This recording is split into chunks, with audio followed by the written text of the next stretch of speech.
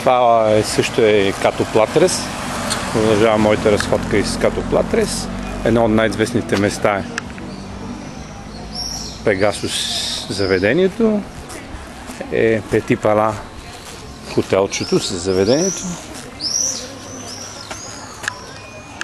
Известно местенце. Това са на централната улица на Платрес.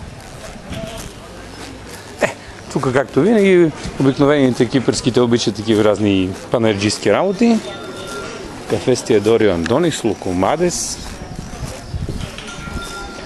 Интересно, наистина днес тук съм свикнал обикновено да виждам много хора. Днеска те са много малко, може би с оглед на това, че вече времето се оправи. Самите кипърци вече почва достатъчно, чакаха лошото време, времето се оправи и бързат да тръгнат към плажовете.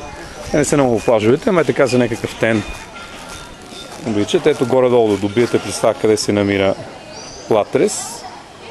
На 40 км от Лимасол. Мисля, че надолу няма много по-интересно да се види. Спираме до тук.